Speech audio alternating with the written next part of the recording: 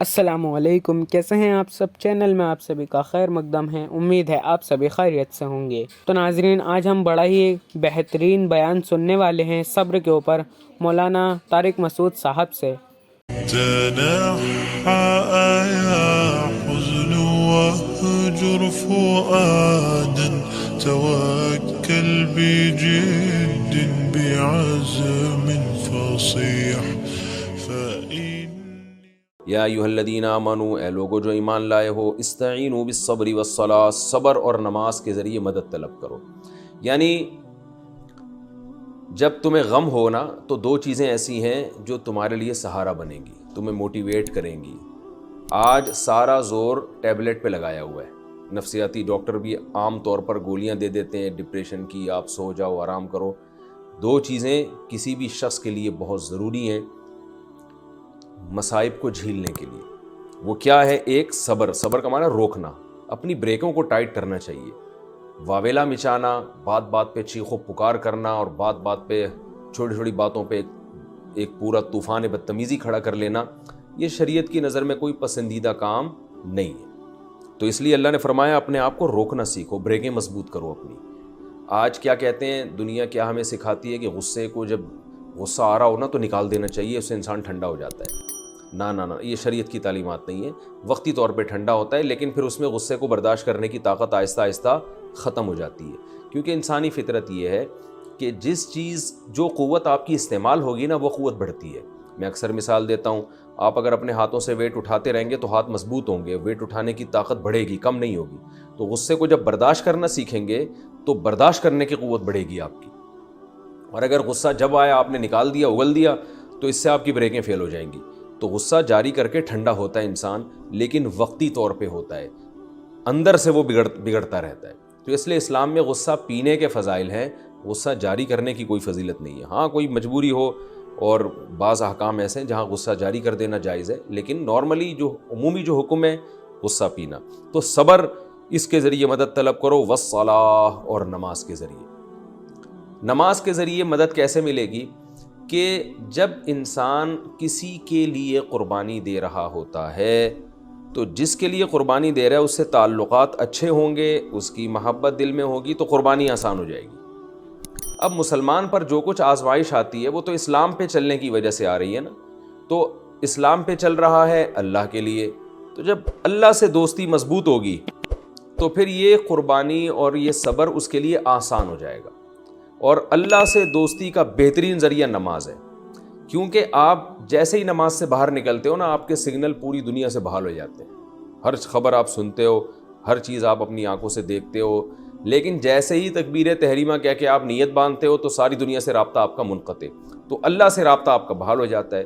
تو انسان کی فطرت ہے جس چیز کے ساتھ زیادہ ٹائم گزارتا ہے اس سے محبت بڑھتی ہے۔ میں لوگوں کو مثالیں دیتا ہوں نا، گدھا بھی پال لیں گے نا تھوڑے دنوں میں اس سے بھی محبت ہو جاتی ہے انسان کو۔ تو کوئی حسین، کوئی خوبصورت بچہ لے کے پالیں گے، اچھا بچہ ہوگا، اس کی اچھی طبیعت ہوگی تو کتنی زیادہ محبت ہو جاتی ہے لوگوں کو۔ تو اللہ کی ذات سے بڑھ کر کون ہو سکتا ہے؟ تو اگر اللہ کے ساتھ رہنا شروع کر دیں گے نماز کے ذریعے تو بہت زیادہ محبت اللہ تعالیٰ سے پیدا ہو جائے گی، اور آپ کو یہ احساس ہوگا کہ یہ دنیا دار فانی ہے۔ تو اس لیے اللہ نے فرمایا، ہم نے دیکھا ہے بڑے بڑے بزرگوں کو جب کوئی ٹینشن ہوتی تھی نمازیں شروع کر دیتے تھے، وہ نماز میں ان کا دل پھر اور زیادہ لگتا تھا۔ تو یہ انسان کے لیے بہترین تسلی کی چیز ہے۔ غیر مسلموں کے پاس یہ نعمت نہیں ہے، وہ بس گولیوں کے علاوہ اور تھوڑی بہت ان کو موٹیویشن مل جاتی ہے، باقی کوئی ان کے پاس موٹیویشن کا ذریعہ نہیں ہے۔ تو اللہ نے فرمایا نماز اور صبر کے ذریعے مدد طلب کرو، بے شک اللہ تعالیٰ صبر کرنے والوں کے ساتھ ہے۔ کیا مطلب؟ صبر کے ذریعے تمہاری بریکیں بھی مضبوط ہوں گی اور تمہارے اندر قوت برداشت بھی پیدا ہوگی، اور ایک اور بات ہے جو تمہیں نظر نہیں آ رہی، وہ کیا؟ اللہ تمہارے ساتھ ہو جائے گا۔ تو ظاہر ہے جب اللہ ساتھ ہو جائے گا تو وہ بھی تمہارے دل کو تھامے گا۔ جیسے قرآن میں حضرت موسیٰ کی ماں کے بارے میں آتا ہے نا، وَرَبَطْنَا عَلَىٰ قَلْبِهَا، ہم نے موسیٰ کی ماں کو کے دل کو تھام لیا۔ إِن كَادَتْ لَتُبْدِي بِهِ، حضرت موسیٰ کی ماں نے جب بچے کو صندوق میں ڈالا اور وہ صندوق فرعون کے محل میں گیا تو اب حضرت موسیٰ کی ماں کا دل چاہ رہا تھا میں جا کے بتا دوں کہ میرا بچہ ہے، بتا دیتی تو ظاہر ہے وہ قتل کر دیتے۔ تو ایسے موقع پر حضرت موسیٰ کی ماں نے کچھ صبر کیا اور اس کی برکت سے باقی کی توفیق اللہ نے دے دی، اللہ فرماتے ہیں کہ وہ قریب تھا کہ جا کے بتا دیتی، لیکن اب اللہ نے ان کے دل کو مضبوطی سے تھام لیا اور ان کو مزید برداشت کی طاقت پیدا کر دی۔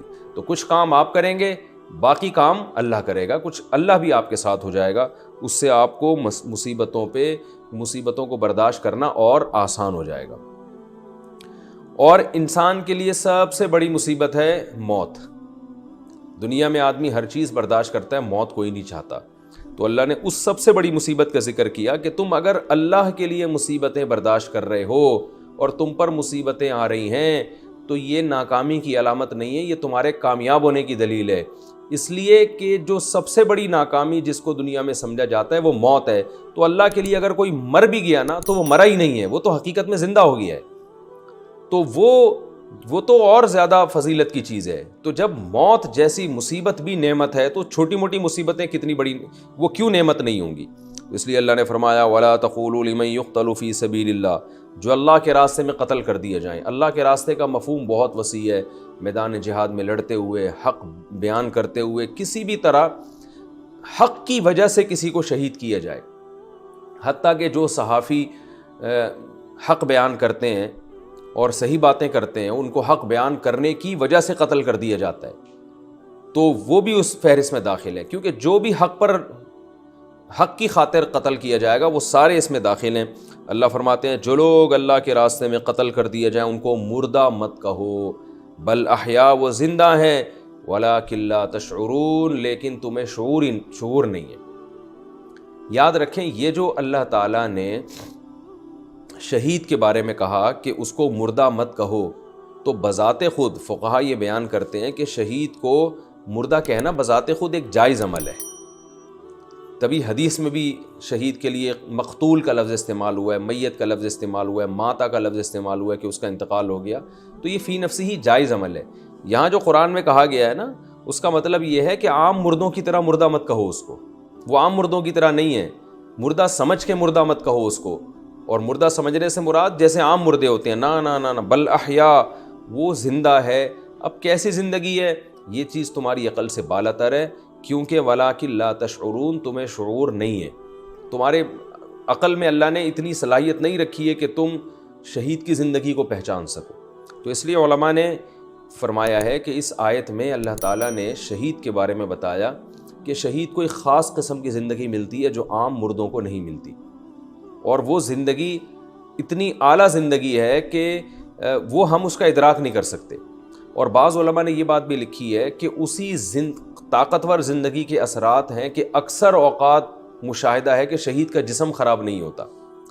میں نے خود شہید دیکھے، 6 مہینے بعد قبر کھولی گئی، بالکل جسم سلامت ہے اور خون سے خوشبو آ رہی ہے۔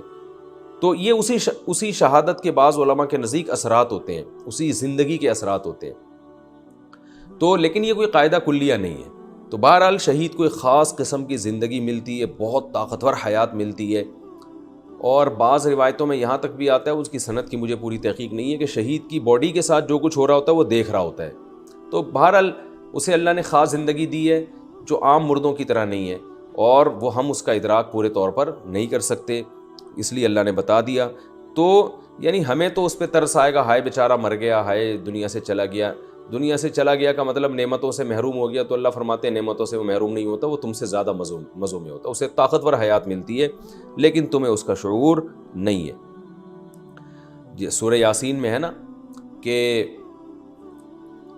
وجاء من اقصى المدینة رجل یسعیٰ، کہ حضرت عیسیٰ علیہ السلام کے 3 قاصد گئے تھے کسی قوم کو سمجھانے کے لیے، تو وہ قوم ایمان نہیں لے کر آئی، تو شہر کے کنارے سے ایک شخص دوڑتا ہوا آیا اور قوم سے کہنے لگا ان کی باتوں پر ایمان لے آؤ۔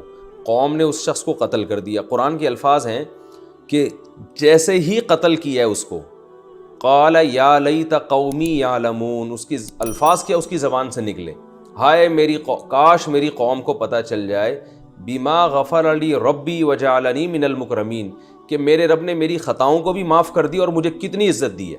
یعنی قوم تو سمجھ رہی ہے کہ ایک لاش پڑی ہوئی ہے، اور اس کے الفاظ یہ ہیں کہ کاش میری قوم کو پتہ چل جائے کہ اللہ نے مجھے کتنی عزت دی اور میں کتنے مزے میں ہوں، تو یہ سارے ایمان لے آئیں۔ یہ تو گویا لاش پہ میری یعنی افسوس کر رہے ہیں، بندہ ہم نے مار دیا۔ تو اتنا بڑا اللہ نے شہید کو مقام دیا ہے کہ وہ عام مردوں کی طرح نہیں ہے، عام مردوں کے ساتھ الگ معاملات ہوتے ہیں، شہید کے ساتھ الگ معاملات ہوتے ہیں. تو اس کو جو موت کے بعد جو اس کی زندگی ہے وہ اس زندگی سے کروڑہ گنا اچھی ہوتی ہے.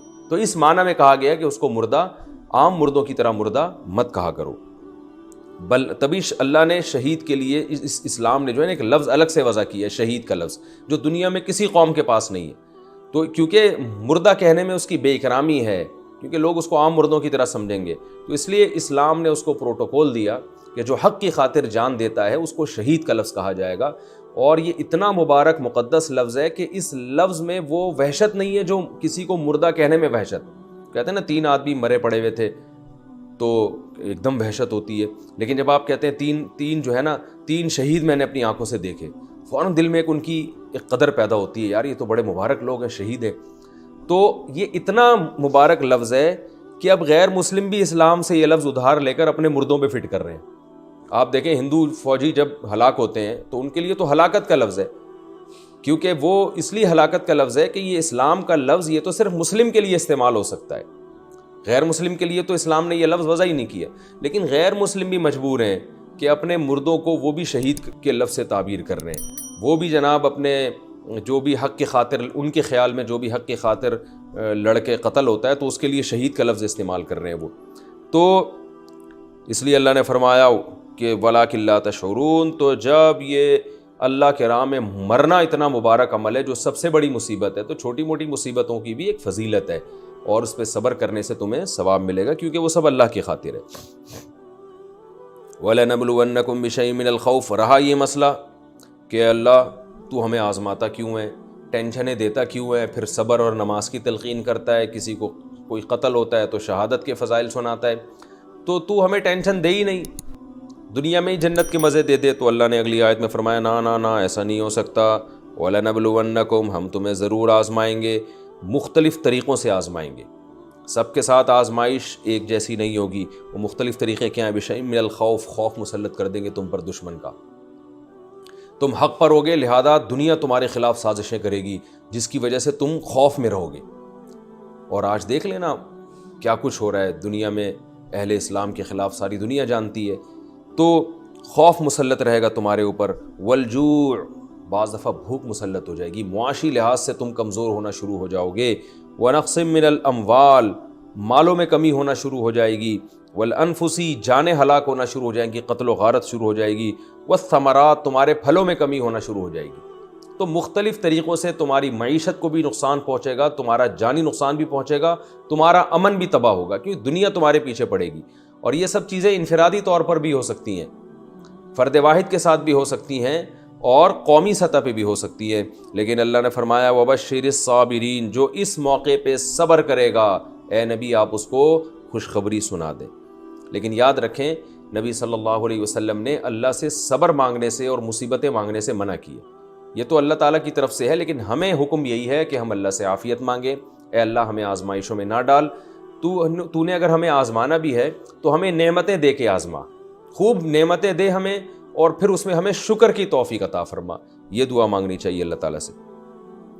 آگے اللہ نے صبر کرنے والوں کی ایک علامت بیان کی ہے، اور ایسی علامت بیان کی ہے کہ وہی علامت صبر کا ذریعہ بھی ہے، مصیبتوں کو برداشت کرنے کا ایک بہترین ایک دوا بھی ہے.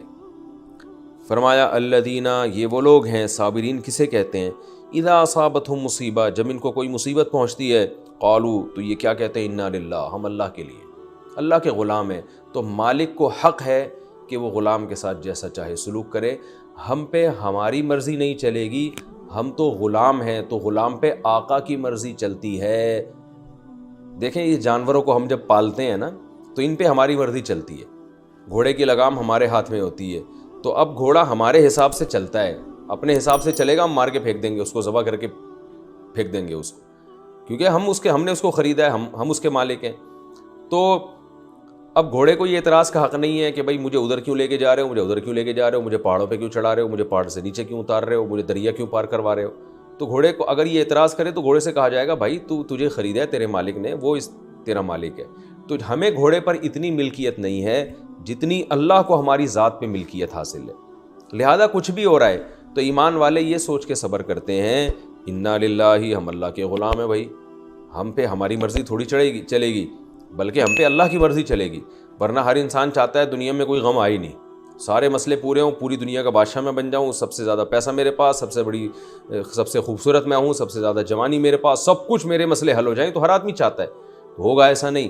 تو ہم پہ ہماری مرضی نہیں اللہ کی چلے گی, یہ سوچ کے صبر کرتے ہیں. وَإِنَّا إِلَيْهِ راجعون, اور ہم نے جانا بھی اس کے پاس ہے. یہ اگلے جملے میں اور تسلی ہے. کیا مطلب؟ کہ اللہ نے وعدے کیے ہوئے ہیں کہ صبر کرو گے تو میں تمہیں اجر دوں گا. تو ہم نے جب جانا اس کے پاس ہے تو ہم اس کو خوش کر کے جائیں نا, تاکہ ہمیں نوازے وہ. تو خوشی اسی میں ہے کہ صبر کر لو. تو یہ دو جملے سوچ کے ان کو تسلی مل جاتی ہے. آج یہ انا للہ و انا الیہ راجعون لوگوں کی زبانوں پہ تو بہت ہوتا ہے, لیکن مفہوم دماغ میں نہیں ہوتا.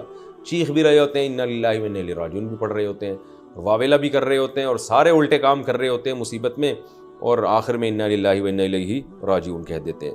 تو یہ سوچ کے یہ الفاظ کہنے کی فضیلت ہے. ایسے ہی زبان سے کہنے کا کوئی خاص فائدہ نہیں ہے اس میں. سوچ کے کہ ہم اللہ کے غلام ہیں اور ہم نے اسی کی طرف لوٹ کر جانا ہے, اور ہمیں اس پر وہ اجر دے گا. حدیث میں آتا ہے کہ مسلمان کو ایک کانٹا بھی اگر لگتا ہے تو آپ صلی اللہ علیہ وسلم نے فرمایا حتی الشوکۃ یشاکھا, صحیح حدیث ہے, اس پہ بھی اس کا گناہ معاف ہوتا ہے ایک کانٹے کے بدلے میں بھی. اور اگر اس کے اعمال میں گناہ نہیں ہو تو اس کے نیکیوں میں اضافہ ہو جاتا ہے. اور ایک حدیث میں آتا ہے آپ صلی اللہ علیہ وسلم نے فرمایا قیامت کے دن ایک شخص آئے گا, دیکھے گا میزان میں اتنی نیکیاں, اتنا اجر, وہ کہے گا میں نے تو نہ اتنی تہجد پڑھی, نہ اتنے روزے رکھے, یہ نیکیاں کہاں سے آئیں؟ تو اسے بتایا جائے گا کہ تم کو فلاں موقع پر مصیبت پہنچی تھی, تم نے صبر کیا تھا, فلاں موقع پر تمہارے بچے کی موت واقع ہوئی, تم نے صبر کیا, فلاں موقع پہ تمہیں کانٹا لگا, تم نے صبر کیا, فلاں موقع پہ تمہیں فلاں شخص نے برا بلا کہا, اس کی وجہ سے تمہیں جو ٹینشن ہوئی. تو یہ ساری چیزیں اس کے اعمال میں ترازو میں رکھی جائیں گی. تو اس کی یہ تمنا ہوگی کہ کاش میں نے زندگی میں کبھی خوشی نہ دیکھی ہوتی اور اللہ نے ساری زندگی مجھے مصیبتوں میں ہی رکھا ہوتا. اور ایک اور حدیث میں آتا ہے رسول اللہ صلی اللہ علیہ وسلم نے فرمایا کہ قیامت کے دن میزان کے ترازو میں صبر سے زیادہ وزنی کوئی نیکی نہیں ہوگی. تہجد بھی نیکی ہے, نماز بھی نیکی ہے, اور روزے بھی نیکی ہے, صدقات و خیرات بھی نیکی ہے, لیکن نبی نے کیا فرمایا؟ سب سے وزنی نیکی کیا ہے؟ مصیبت میں صبر کرنا. اور صوفیہ کرام کا ایک جو تجربہ ہے وہ کہتے ہیں کہ اللہ کا قرب جتنا صبر اور مصیبتوں کے ذریعے حاصل ہوتا ہے اتنا دنیا میں کسی چیز کے ذریعے حاصل نہیں ہوتا, کسی عبادت کے ذریعے حاصل نہیں ہوتا. لیکن ساتھ ساتھ علماء یہ بھی کہتے ہیں کہ وہ مصیبت جو انسان کی پیدا کردہ نہ ہو بلکہ اللہ کی طرف سے ہو. اگر آپ اپنی حماقتوں کی وجہ سے مصیبت میں مبتلا ہوتے ہیں پھر اس پہ وہ برکتیں حاصل نہیں ہوتی. صبر تو اس پہ بھی کرنا ہی پڑتا ہے, لیکن ایک مصیبت اللہ کی طرف سے, ایک اپنی حماقتوں کی وجہ سے. آج کل جو زیادہ تر پرابلمس ہو رہی ہیں ہماری اپنے کرتوت ہوتے ہیں, اپنے کچھ جیسے صحت کا خیال نہیں رکھا, الٹ پٹانگ شوگر کا مریض ہے, لڈو کھا رہا ہے اور کھاتے کھاتے شوگر ہائی ہو گئی, اب صبر کر رہا ہے کہ بس صبر کر رہا ہے اس مصیبت میں. تو ٹھیک ہے صبر کا تو پھر بھی انشاءاللہ ثواب ملے گا, لیکن یہ حماقت بھی تو آپ کی ہے نا, آپ اپنے کرتوتوں کی وجہ سے. تو اس لیے علماء کہتے ہیں کہ اپنے کرتوت کی وجہ سے نہ ہو بلکہ آپ صحیح چل رہے ہیں لیکن پھر بھی اللہ نے کوئی مصیبت آپ کے مقدر میں لکھ دی ہے, تو اس پہ صبر کرنے سے انسان کے اللہ کا قرب بہت زیادہ اس کو نصیب ہوتا ہے. اور اس سے بڑی مسلمان کے لیے کوئی نعمت ہے ہی نہیں کہ اسے اللہ کا قرب مل جائے. یہی اصل مقصود ہے اس دنیا میں ہمارے آنے کا. فرمایا اولئک علیہم صلوات من ربہم, یہ ہیں وہ لوگ جو مصیبتوں میں جب صبر کرتے ہیں. تو یہ ہیں وہ لوگ, دیکھو اللہ اولئک گویا ہاتھ سے اشارہ کر رہی ہے, یہ ہیں وہ لوگ جن پر ان کے رب کی طرف سے خصوصی رحمتیں بھی ہوں گی اور رحمت عام رحمت بھی. صلوات اور رحمت میں کیا فرق ہے؟ دیکھیں رحمت کہتے ہیں گویا کوئی شخص پریشانی میں مبتلا ہو اور اسے مبتلا دیکھ کر آپ کو اس پہ ترس آ جائے, اس ترس کی وجہ سے جو آپ میں جذبہ پیدا ہوتا ہے اس کو رحم کہا جاتا ہے. جیسے ہم کہتے ہیں نا یار فلاں کی حالت قابل رحم ہے, لوگ کہتے ہیں نا قابل رحم ہے, یعنی بیچارے پر ترس آ رہا ہے, دل چاہ رہا ہے اس کو کچھ دے دو. جیسے بھکاریوں کو دیکھ کے بعض دفعہ ترس آ جاتا ہے, رحم آ جاتا ہے. کسی خارشی کتے کو آپ دیکھتے ہیں ٹینشن میں ہوتا ہے, وہ اسے دیکھ کے رحم آ جاتا ہے اس کے اوپر, انسان اسے پانی پلا دیتا ہے وغیرہ وغیرہ. صلوات ترس والی رحمت کو نہیں بلکہ اضافی جو گویا آپ غریبی میں کسی کو کچھ دے رہے ہیں, تو یہ رحمت سے اوپر کا درجہ ہے. یہی وجہ ہے کہ رسول اللہ صلی اللہ علیہ وسلم کے لیے جب رحمت کی دعا مانگی جائے گی تو رحمت کا لفظ استعمال نہیں کیا جاتا, صلاۃ کا لفظ استعمال کیا جاتا ہے. ہم یہ کہتے ہیں اللہم صلی علی محمد, یہ نہیں کہتے اللہم ارحم محمد صلی اللہ علیہ وسلم، اللہ محمد صلی اللہ علیہ وسلم پر رحم فرما، یہ نہیں کہتے۔ کیوں رحم کا لفظ کیوں استعمال نہیں کرتے؟ اس لیے کہ نبی کے دنیا سے جانے کے بعد جب ہم یہ کہیں گے اللہ نبی پر رحم فرما، تو اس میں گویا اس طرف اشارہ ہے کہ نبی کوئی معاذ اللہ خدا نہ خواستہ کسی پریشانی میں ہے، ٹینشن میں ہے، تو ہم اللہ سے کہہ رہے ہیں کہ اپنے نبی پہ ترس کھا، تو اس میں نبی صلی اللہ علیہ وسلم کی ایک قسم کی توہین ہے۔ بلکہ آپ کے دنیا سے جانے کے بعد اللہ نے آپ کو ایسے اعلیٰ حالت میں رکھا ہے کہ اب آپ پہ جو ہے نا کوئی ایسی کنڈیشن ہی نہیں ہے کہ آپ پہ کوئی ترس کھائے، بلکہ اب صلوات کا موقع ہے کہ اللہ اپنی طرف سے اضافی رحمتیں نازل فرما آپ پر، اضافی آپ کو نعمتیں عطا فرما، تو اس لیے نبی کے لیے صلات کا لفظ استعمال کیا جاتا ہے، رحم کا لفظ نہیں۔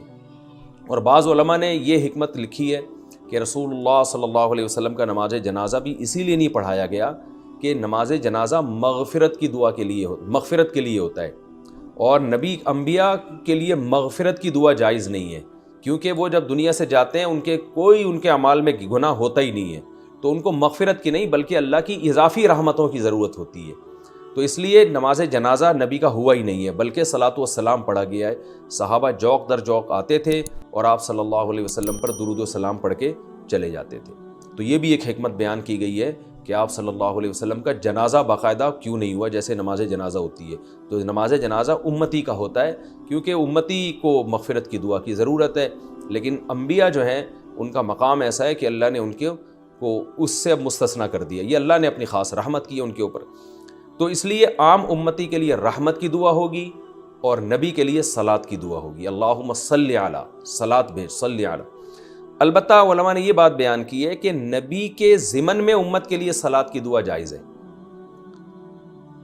جیسے نبی کے لیے جب صلات کی دعا کی نا تو اسی ضمن میں آپ امت کو شامل کر سکتے ہیں، اللہم صلی علی محمد وعلی آل محمد، یہ بھی کہہ سکتے ہیں، اور اللہم صلی علی محمد، اے اللہ تو محمد صلی اللہ علیہ وسلم پر صلات بھیج اور آپ کی امت پر بھی، تو آپ کے ضمن میں تو یہ جائز ہے، الگ سے نبی کے علاوہ کسی کے لیے صلات کی دعا یہ ٹھیک نہیں ہے، اس لیے کہ آپ دوسرے کو وہ پروٹوکول دے رہے ہیں جو نبی صلی اللہ علیہ وسلم کا خاصہ ہے، تو ان کے تابع بنا کے تو دے سکتے ہیں، الگ سے جب کسی کے لیے دعا ہوگی چاہے کوئی کتنا بڑا بزرگ ہو تو اس کے لیے رحمت کی دعا ہوگی، اس لیے کہ کتنا بھی بڑا بزرگ ہو اس بات کا امکان ہے کہ مرنے کے بعد کسی ایسی حالت میں نہ ہو کہ وہ پریشانی میں ہو، تو اس لیے ان کے لیے دعا مانگی جائے گی، اللہم ارحم فلاں، اے اللہ تو فلاں پر رحم فرما، تبھی ہم بزرگوں کے ساتھ لگاتے ہیں رحمہ اللہ، اللہ ان پر رحم کرے، کیونکہ عین ممکن ہے کہ بیچارے کس حالت میں ہوں، یا یہ کہ نہیں بھی ہوں تو وہ چاہیں گے اللہ ہم پر ترس کھائے، کیونکہ میدان حشر کی سختیاں بہت زیادہ ہیں،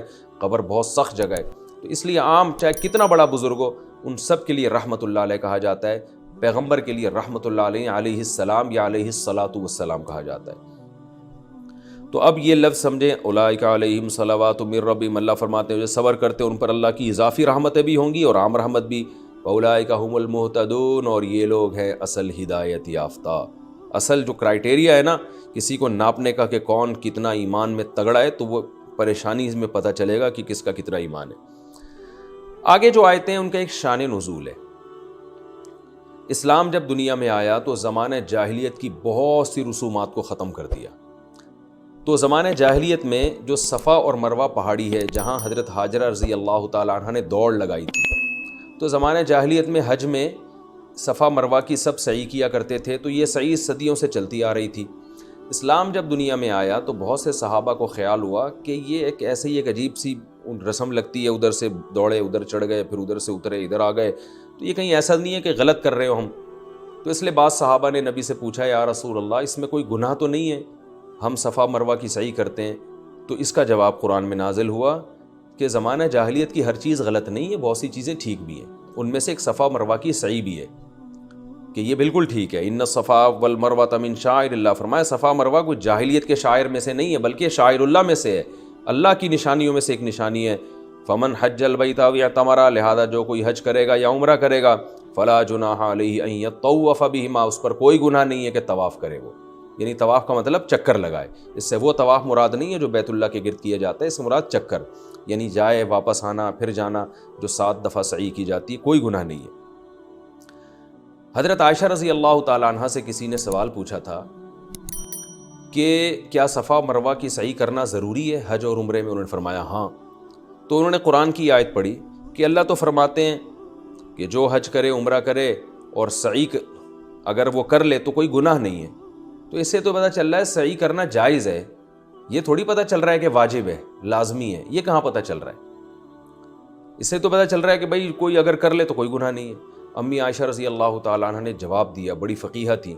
انہوں نے فرمایا کہ اگر اس آیت کا یہ مطلب ہوتا کہ صفا مروہ کی سعی ضروری نہیں ہے تو آیت کا انداز یہ نہیں ہوتا فلا جناح علیہ ان یطوف بہما، کہ اس پر کوئی گناہ نہیں ہے کہ ان کا چکر لگائے، بلکہ آیت یوں ہوتی فلا جناح علیہ الا یطوف بہما، کہ اس پر کوئی گناہ نہیں ہے کہ ان کا طواف نہ کرے. یہ بڑی ذہانت کی بات ہے امی عائشہ رضی اللہ. اس کے لیے آئی کیو لیول بہت اونچا ہونا چاہیے. تبھی علماء کہتے ہیں امی عائشہ نے جو یہ جواب دیا نا سائل کو، یہ آپ کے مینٹل اپروچ کی ایک مینٹل لیول بہت ہائی تھا آپ کا. یہ بڑی یعنی حکمت کی بات ہے. اس سے پتہ چلتا آپ بہت بڑی فقیہہ تھیں. اب میں اس کو تھوڑا سا سمجھاتا ہوں. کیا مطلب؟ دیکھیں، عبادت کے بارے میں کبھی یہ انداز نہیں ہوتا کہ تم اگر نماز پڑھ لو تو تم پہ کوئی گناہ نہیں ہے. عبادت کا انداز تو یہ ہوتا ہے کہ تم نماز اگر نہیں پڑھو گے تو کوئی گناہ نہیں ہے، اور پڑھ لو تو ثواب کی بات ہے. یوں ہوگا نا. تو امی عائشہ نے اپنے اس جواب میں اشارہ کر دیا کہ اصل میں یہ ایک سوال کا جواب ہے. سوال یہ پوچھا گیا تھا کہ صفا مروہ کی سعی میں گناہ تو نہیں ملے گا؟ زمانے جاہلیت کی رسم ہے تو اللہ نے فرمایا کوئی گناہ نہیں ملے گا. اس میں اس سے بحث ہی نہیں ہے کہ صفا مروہ کی سعی کرنا لازم ہے یا نہیں. یہ آیت اس سے خاموش ہے. وہ ہمیں حدیث سے پتہ چلتا ہے کہ لازم ہے.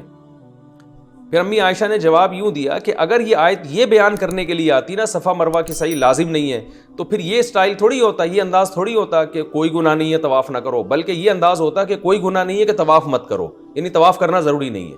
تو امی عائشہ نے اس کو جواب دیا کہ یہ اصل میں ایک سوال کی طرف اشارہ ہے، اس سوال کے جواب میں کہا جا رہا ہے. تو اس سے پتہ چلتا ہے کہ قرآن و سنت کو سمجھنے کے لیے جو ہے نا بہت فقاہت چاہیے. صرف لفظی آیتوں سے لوگ نہیں سمجھ لیتے قرآن، جیسے کہ آج کل بس لفظی ترجمہ سے ہر آدمی فنٹر بننے کی کوشش کر رہا ہے. تو اب باقی صفا مروہ کی سعی جو ہے حنفیہ کے نزدیک واجب ہے، بعض ائمہ کے نزدیک حج اور عمرے کا رکن ہے، اور بعض ائمہ کے نزدیک مستحب ہے. تو وہ ایک فقہی اختلاف ہے علماء کے درمیان. لیکن اتنا ضرور ہے کہ احناف کے ہاں اگر صفا مروہ کی سعی چھوڑ دی تو حج اور عمرہ تو ہو جائے گا، مگر دم دینا پڑے گا آپ کو. ومن تطوع خیرا، اللہ فرماتے ہیں جو بھی خیر کا کام کرے گا، نیکی کرے گا، تو اللہ اس کی نیکی کا قدردان بھی ہے اور اسے جاننے والا بھی ہے. تو آج کے لیے بس اتنا ہی. امید ہے آپ کو ویڈیو پسند آئی ہوگی. ویڈیو کو لائک کریں، چینل کو سبسکرائب کریں. السلام علیکم.